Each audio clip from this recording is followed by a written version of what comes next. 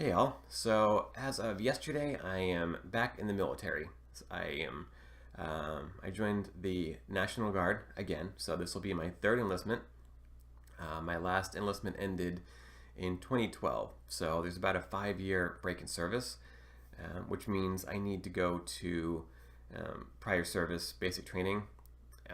So I'll get into that a little bit later, but I want to explain the process that I've been through so far. I am going OCS, I'm going officer candidate to become an officer.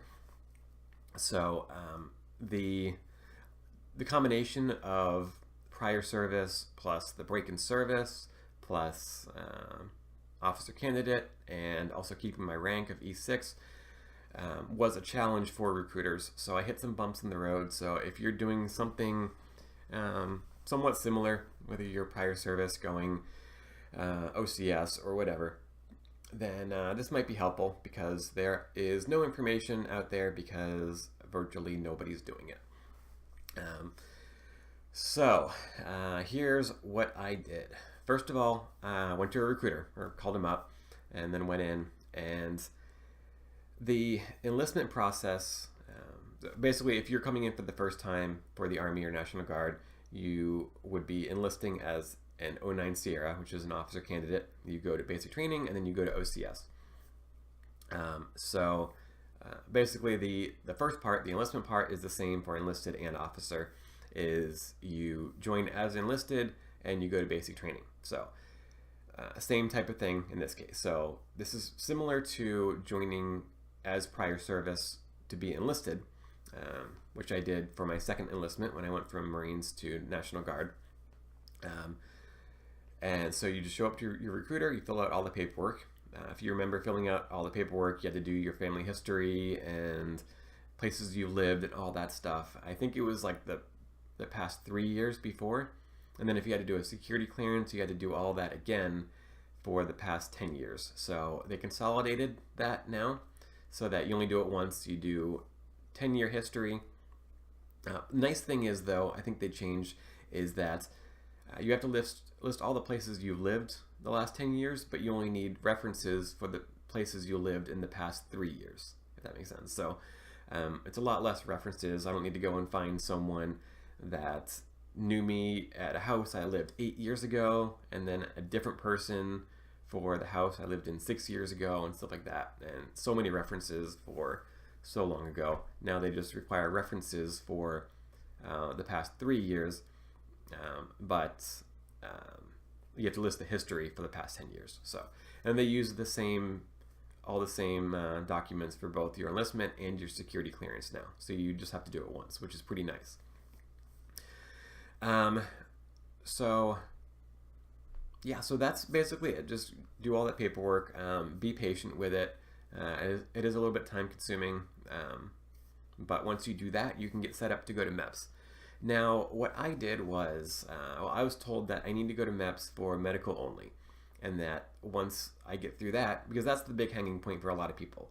I knew me personally, my vision is good, except I wear glasses, but my color vision is good, my corrected vision is good, my medical is good, my joints are fine, no medical history, yada yada. Anyways, so I knew that I'd be pretty smooth process for medical wise, but I know a lot of people are not. So they want to get that out of the way as soon as possible to know if basically they should bother working with you or not. So they wanted me to get in for medical, but they said I'd then have to come back and do the OCS portion of that to get the 09 Sierra MOS. I need to do like an essay, an interview for the officer side and stuff like that. So I went to MEPS, I did the physical, and that's it. Came home, and I actually have a contact for the rsp-o unit, I believe it's called. It's if you're familiar with Army or National Guard,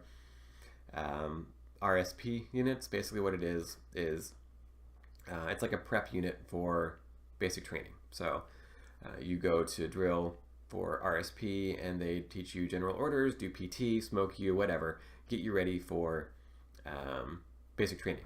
I'm assuming. I've never been to one, but from what I've heard. And they have a similar thing for the officer side. It's like the prep to get you ready for OCS. So anyways, I have a contact for the rsp-o unit, and I told him I went to MEPS, got my physical done, everything's good to go there. I was told I might need to do some other things for OCS. Do you know of next steps I should take? Because my recruiters weren't too familiar. They haven't put many officer candidates, period, and then no prior service officer candidates. So they were trying to figure things out. So anyways, I asked him what I needed to do, and he was like, you don't need to do anything. You could have just enlisted there. And that sucked because like I had to take a day off work, get a babysitter, and all that stuff, and now I have to do it again. So, or had to. I did it already, but then some time went by. There was some incompetence going on at my recruiting station because my recruiter actually left. He had to go do some training and stuff. So I got passed off to a different recruiter who was now swamped because this recruiter left, and trying to figure out what the deal was with me being prior service, OCS, all that. A lot of confusion, a lot of just things getting forgotten, things getting mixed up, paperwork issues, and just general incompetence. But anyways, we'll fly past that. So I was told, like, we're gonna shoot to get you to MEPS next Thursday, was what I was told. This was last week. And I said, okay. And then there were some paperwork issues, so it was seeming like that wasn't a possibility. The day before, I think on the Wednesday, he calls me up and says, you need to do an essay for OCS. Okay, I've been told I don't need to do that, and now all of a sudden I do. So whatever. So I whipped out an essay in an hour, and by that time there's still paperwork issues going on. Assumed that the MEPS date we weren't going to make it, but then like that night he called me and was like, okay, I'll see you at 03. I'm like, hold on a second, I haven't got a babysitter. Like, I thought we were still doing this paperwork stuff. But anyways, made it happen. I got there. I thought I was going to basically just sign my contract and swear in. I'd be done in like an hour. But it's MEPS. Prepare for anything you expect at MEPS. Expect it to take 5 times longer than how it should. So there was some complications there. Again, with me being prior service, with me being older. I'm 33. Which I don't think I needed an age waiver for, but there was something we ran into about age, maybe the MOS or something, I don't know. And then finding an E6 slot for 09 Sierra. They don't generally have those because people aren't going into 09 Sierra as an E6 typically. So they had to create a slot for me and stuff like that. So, and just also getting my rank approved to keep my rank. Took a little longer than expected, but got it all completed. So another thing I think I did mention it at the beginning of the video, because I have over a 3-year break in service, I have to go to a prior service basic training. Now this is like a new rule that was implemented in 2017, where again, if you have over 3 years break in service, you have to go to this thing. It's different than regular basic training. You're not going to be treated like as much of a private anyways. From what I've heard, they're not going to dump your stuff out on the floor and all that stuff. But you can't be stupid either. It's like you got to do what you're supposed to do. Show up where you're supposed to be, when you're supposed to be there. Don't be an idiot. So that is 6 weeks at Fort Leonard Wood. Apparently it's like 5 weeks of training. I had like 2 different start dates. So first date is to show up and start reception. Gonna get my shots and dog tags or whatever I need, and then the second date is the basic training start date. So I wasn't familiar with that. I haven't been through Army basic, just Marines, and that was different. So apparently that's how that works. So if you see 2 dates, that's why. But yeah, you will have to go to that prior service basic training if you have a 3-year gap in service. I was told it was kind of 50-50. Half the people were telling me I have to go to it, and half the people were telling me that I don't have to go to it. Bottom line is, you're going to have to do it. No matter what they keep trying to tell you, they probably just don't know. Once you get to MEPS and sign that contract, they're going to make you set up a date for that. So unfortunately, no getting around it. I was hoping I could avoid it because that's my wife is active duty, so she works full time and have a baby. So now I have to figure out childcare and all that. So I was expecting to have to do it anyways. I was just kind of hoping that I could get around it. It's 6 weeks that I was hoping to be able to save. But anyways, Fort Leonard Wood, Missouri, if I didn't mention that already.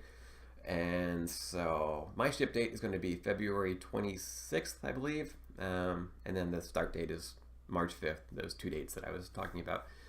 I will try to let you guys know about that process while I'm there. There's not a whole lot of information about that prior service basic. There's one video I found. Let's see if I still have it up. Oh, I do. It's called Basic Training Fort Leonard Wood in Processing Reception by a guy named KCR. So you can look that up. There's not a lot of details in that video, but he explains a little bit about what to expect when you go there as prior service. So that's a little bit helpful. It's something. And I'll try to document some things as well to get more detailed stuff while I'm there. So before I go there, so while I was there at MEPS, I got attached to an RSP unit. And so I will be drilling with them until my ship date. And one question you might have as prior service is about your rank. Do you wear your rank to RSP? Do you wear your rank to the prior service basic training? Stuff like that. And I can't answer that right now, but I will once I know the answer for sure. In a sense, it doesn't really matter. You're going to be treated like a private, basically, at RSP, I'm guessing. Again, I don't really know. And you're going to be paid as your rank. So if you're coming back in as an E5, E6, E7, whatever, you're going to get paid as that rank and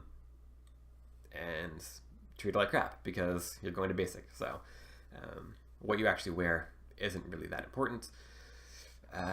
So what I expect, though, is I expect to probably be wearing my rank because they probably want to differentiate the prior service from the privates. And the way to do that is the prior service wears their rank. That's what I'm assuming. I don't know for sure, but I'll let you know when I do. So that's the plan for right now. RSP until March, and then PSBCT. And then once I get back from there, I'll immediately get attached to the ORSP unit to prep for OCS. And according to my contact there, the OCS starts in June and January. This is for Georgia, so your state might be different. And if you're Army, it'll be different also. But it's for National Guard. Yeah, so June. So I'm going to be getting out of my basic early April. So that's cutting it close. So if I'm able to drill with the ORSP in April and May, then they'll see if I'm ready for it, apparently, I guess. Okay, so now I'll go into OCS for National Guard. There's 3 different types of OCS versions, I guess you could say, or paths in the National Guard. There's, well, first of all, there's federal and state. So there's two styles, and then under state, there's traditional and accelerated. So for prior service, you're not going to go to federal. So if you're prior service, don't even worry about federal. That's for people who are joining for the first time. For state, there's traditional and accelerated, which you can do either or as prior service. For traditional, what you do is you go to phase 1, which is a straight 2 weeks somewhere. It's going to be probably close to your state. Mine's in South Carolina, but yeah, probably different areas. So 2 weeks there, and then you come home. Then you do your next 12 drills with an OCS unit. And so you're in phase 2 for 12 months. You do 12 drills. And then once you're done with that, then you go to phase 3, which is again 2 weeks, probably the first same place you went to phase 1 at. and you do those last 2 weeks, and then you're commissioned as a second lieutenant. So that's how traditional works. Accelerated, you go to the same phase 1, the same 2 weeks phase 1, but instead of going home, you stay for phase 2 and do, I think it's 8 weeks, or sorry, another 4 weeks straight. And then do phase 3, which is that same 2 weeks to get commissioned, which is a total of 8 weeks. So those are the two paths, accelerated or traditional. I don't know which one I'm going to take yet. I'd like to do accelerated because I'll be commissioned a year earlier. But we'll see. I have a full-time job. I have a baby. It might just not be in the cards for me, but we'll see. I'm hoping. Also, at least this unit, this state, they only want to send people to accelerated that are at the top of their game, basically. The people who are have the highest